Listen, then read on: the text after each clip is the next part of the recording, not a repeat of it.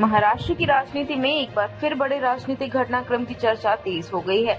उप मुख्यमंत्री एकनाथ शिंदे के नेतृत्व वाली शिवसेना कथित तौर पर ऑपरेशन टाइगर 3 की तैयारी में जुटी है।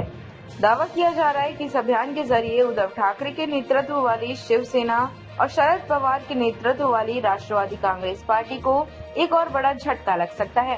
पहले भी लग चुके हैं बड़े राजनीतिक झटके।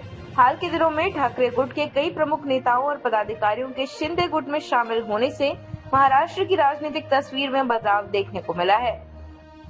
इसी बीच अब ऑपरेशन टाइगर 3 की चर्चा ने राजनीतिक गलियारों में हलचल और बढ़ा दी है।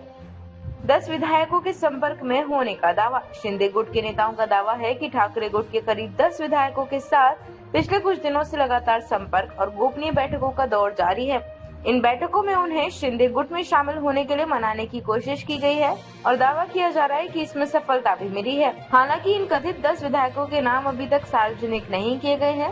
वहीं संबंधित विधायकों या ठाकरे गुट की ओर से भी इन दावों पर कोई आधिकारिक प्रतिक्रिया सामने नहीं आई है। क्या है ऑपरेशन टाइगर 3? मिली जानकारी के अनुसार ऑपरेशन टाइगर 3 शिंदे गुट की एक संभावित राजनीतिक रणनीति बताई जा रही है। चर्चा है कि इसके तहत विपक्षी दलों के प्रभावशाली जनप्रतिनिधियों को अपने साथ जोड़कर संगठन को और मजबूत करने की कोशिश की जा रही है।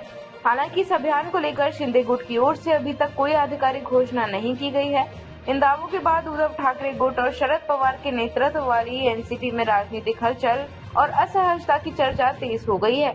हालांकि अब तक इन दावों की किसी स्वतंत्र स्रोत या आधिकारिक स्तर पर पुष्टि नहीं हुई है, इसलिए इन्हें फिलहाल केवल दावे और सूत्रों के हवाले से सामने आई जानकारी के रूप में ही देखा जाना चाहिए।